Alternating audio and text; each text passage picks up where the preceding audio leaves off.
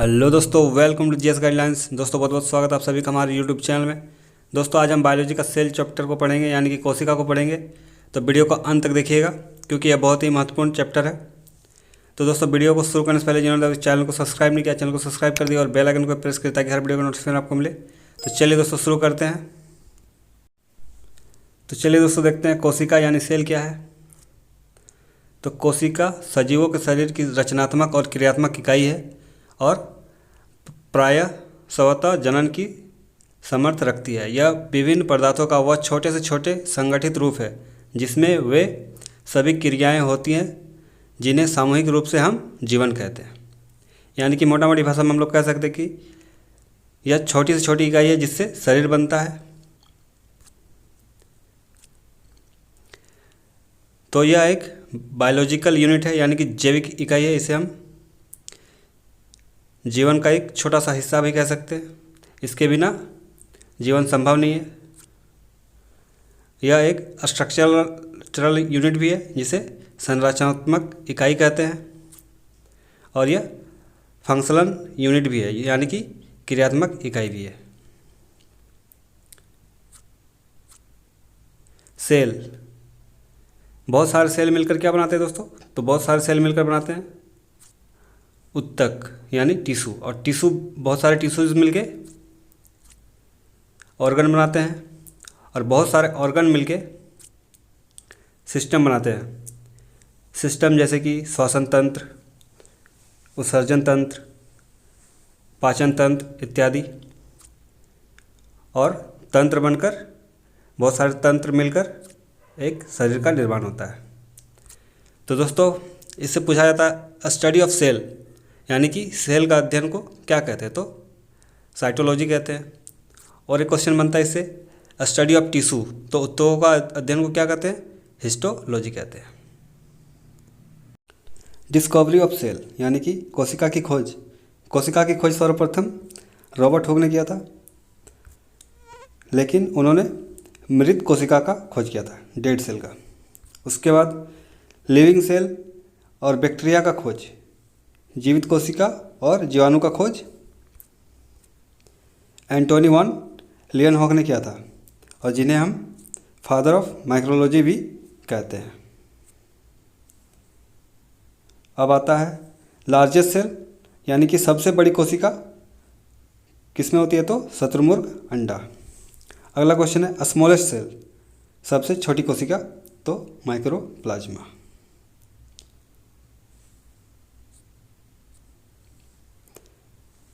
Longest cell of our body, यानी कि हमारे शरीर की सबसे लंबी कोशिका कौन सी है? तो न्यूरॉन है।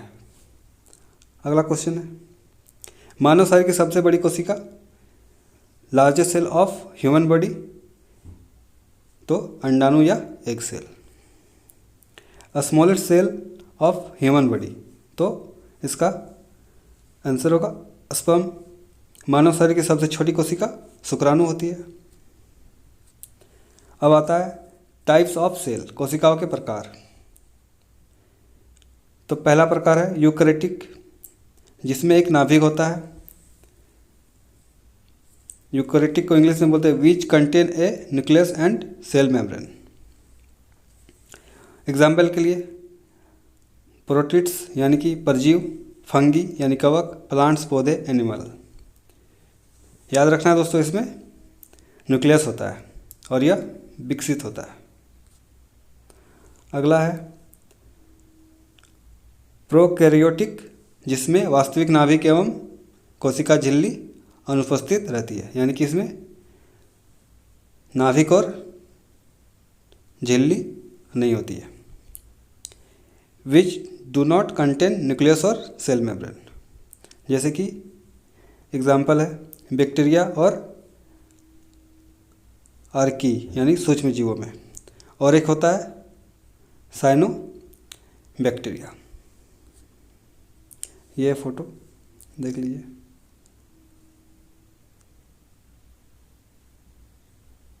इसमें केंद्रक है, इसमें केंद्रक नहीं है। यहाँ पे है केंद्रक, इसमें केंद्रक नहीं है।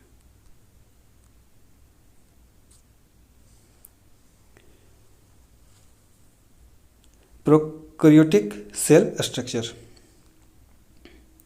यह है सेल वॉल, कोशिका भित्ति, और ये अंदर वाला सफ़ेद जो है वो है प्लाज्मा सेल मेम्ब्रेन यानी कोशिका झिल्ली, कोशिका भित्ति। कोशिका भित्ति, कोशिका भित्ति यह पादपों, जीवाणु तथा कवकों की सबसे बाहरी सतह होती है। मानव में कोशिका भित्ति नहीं होती है। पादप की कोशिका भित्ति बनी होती है, किससे बनी होती है? सेल्यूलोज से। फंगस की कोशिका भित्ति बनी होती है काइटिन से। और है बैक्टीरिया की कोशिका भित्ति बनी होती है पैक्टिन से। इसका कार्य क्या होता है ये देख लेते हैं। कोशिकाओं को सुरक्षा प्रदान करना और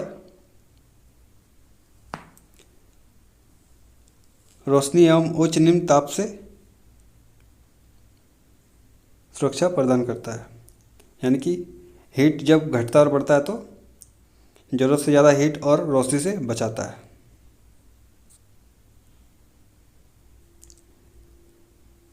सेल वॉल, इसका इंग्लिश में this is the outermost surface of plant, bacteria and fungi.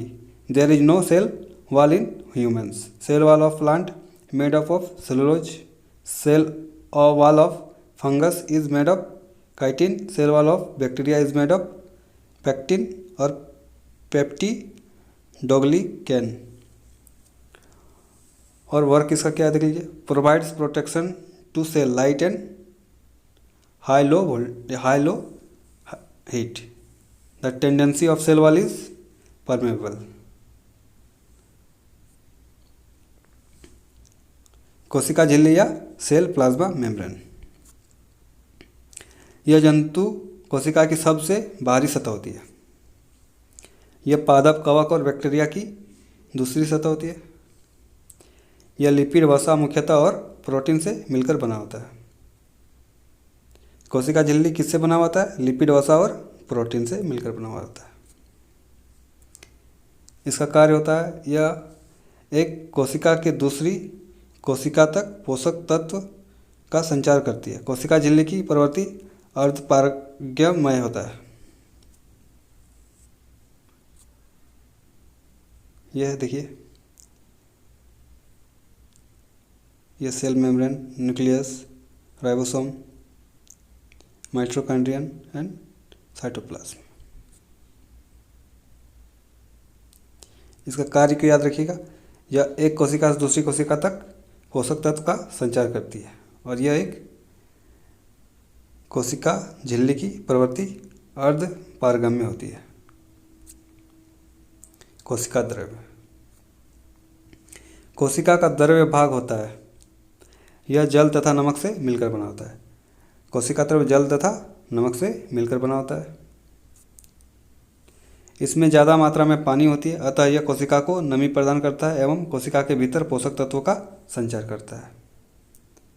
पानी का काम रहता है कोशिका को नमी प्रदान करना और कोशिका के भीतर पोषक तत्वों का संचार करना। अवायवीय श्वसन कोशिका द्रव्य में ही होता है। कोशिका द्रव्य में 2 ATP ऊर्जा बनती है। ये देख लीजिए, इसका फोटो है।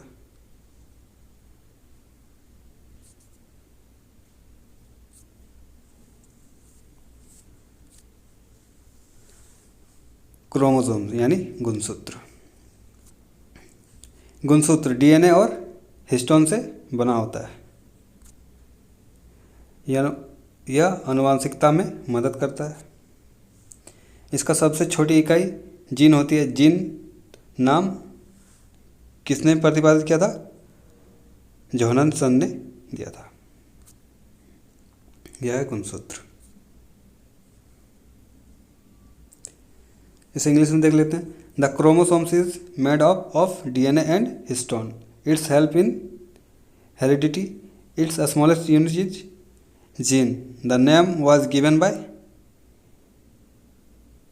Wilhelm Johnson. इसी के साथ आज का टॉपिक खत्म होता है।